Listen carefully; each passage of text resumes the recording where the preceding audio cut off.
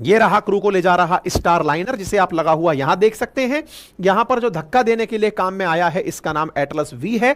इसके अंदर सुनीता विलियम्स और बैठ करके इंटरनेशनल स्पेस स्टेशन पहुंची हैं। तो अलायंस एटलस वी के माध्यम से लॉन्च किया गया है, और ये इसकी लॉन्चिंग की कुछ तस्वीरें हैं जिनको आप यहां पर देख सकते हैं। ठीक है साहब, तो उम्मीद है कि ये सारी बातें, कौन कौन गए हैं, तो विल्मोर गए हैं जो ऑलरेडी 178 डेज अंतरिक्ष में रह चुके हैं, और सुनीता गई हैं जो 322 दिन ऑलरेडी अंतरिक्ष में रह चुकी हैं। ये इनकी कुछ तस्वीरें हैं जिन्हें आप देख रहे हैं जाते हुए। ठीक है साहब, इससे पहले कौन जाता था, सोयूज जाता था। तो ये कंटेंट यहां तक क्लियर हो गया, कोई दिक्कत तो नहीं है।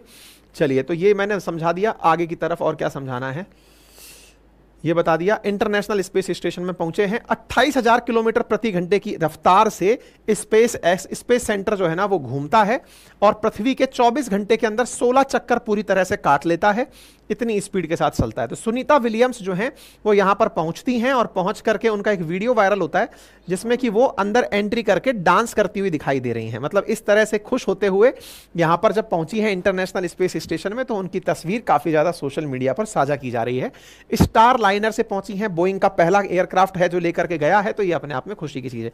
एक जो अच्छी तस्वीर आई जिसे देख करके आपको मजा आ जाएगा, आप देखिए कि ये ISS का है और ये स्टार लाइनर है। देखिए कितना करीबी से परफेक्शन के साथ ये इसके साथ कनेक्ट होने जा रहा है। देखिए ये तस्वीरें आपको साइंस के प्रति जिज्ञासा बढ़ाती हुई दिखेंगी कि किस प्रकार से ये जो कैप्सूल है ये जाकर के ISS में कनेक्ट होने के लिए जा रहा है। देखिए यहां पर ये प्रॉपर कनेक्ट होते हुए जाता हुआ आपको ये वाला स्टार लाइनर दिख रहा है जो ISS में जाकर कनेक्ट हो रहा है। ठीक है, अब आप इस तरह से देखिए कि अगर हम ISS को ऐसे समझें तो ये रहा स्टार लाइनर जो कि कनेक्ट हो गया अपने साथ सवारियों को लेकर के।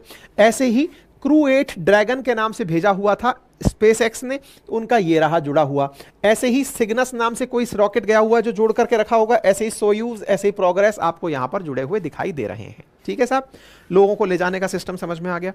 फिर सवाल आता है यहां पर कि ये तो पहुंच गए, अब स्पेस बग की क्या कहानी है। तो असल मायने में वैज्ञानिकों को यहां पर एक बैक्टीरिया पता चला है जिसका नाम है एंटीरोबैक्टर बुगेंडेसिस। ये जो बुगेंडेसिस है, एंटेरोबैक्टर बुगेंडेसिस, इसकी जानकारी मिली है। बोले इसने अपने अंदर दवाओं के प्रति प्रतिरोधक क्षमता विकसित कर ली है, और प्रतिरोधक क्षमता ऐसी विकसित कर ली है कि ये स्पेस बग इंसान जो कि यहां पर रह रहे हैं उनकी श्वसन प्रणाली को संक्रमित कर रही है। मतलब आप सोचिए कि अंतरिक्ष में 440 किलोमीटर की ऊंचाई पर इतनी ज्यादा साफ सफाई, प्रिसीजन, एक्यूरेसी के साथ चीजें ले जाकर गई हैं, वहां पर एक बैक्टीरिया जब डेवलप हो जा रहा है, और वो बैक्टीरिया सुपर बग हो रहा है। मतलब कि उसके अंदर ADR डेवलप हो गया है, यानी कि एंटी ड्रग रेजिस्टेंस उसके अंदर डेवलप हो गया है। दवाइयां उस पर काम ही नहीं कर रही हैं। साथ ही साथ वो इतनी प्रेशर कंडीशंस में भी अपने वेरिएंट बना लिया है। ये जो बैक्टीरिया की प्रजाति है जिसका नाम बुगेंडेसिस है, ये बुगेंडेसिस, अब इसका अध्ययन चल रहा है कि यार ये इतना खतरनाक बीमारी वहां पर कैसे क्रिएट हो गई है। अब इसकी वजह से चिंता हो रही है। चिंता क्यों हो रही है? जैसे अपने घर परिवार के अंदर तो क्या होता है कि घर की सफाई करनी हो, घर की सफाई करनी हो तो बोले क्या करो, बोले खिड़की खोल दो, बढ़िया से सूरज की रोशनी आने दो, हवा क्रॉस होने दो। ISS तो पूरी तरह से क्लोज लूप है। उस पूरे क्लोज लूप में, क्योंकि वायुमंडल की हवा तो वहां पहुंचती नहीं है, यहीं से ऑक्सीजन भेजा गया है, उसी ऑक्सीजन से पूरा क्लोज सिस्टम चल रहा है। तो उस सुपर बग का ट्रीटमेंट कैसे किया जाए जिस पर दवाइयों का असर बंद हो गया, ये एक वैज्ञानिकों की बड़ी चिंता बन गया, एक नई चिंता है वैज्ञानिकों के लिए।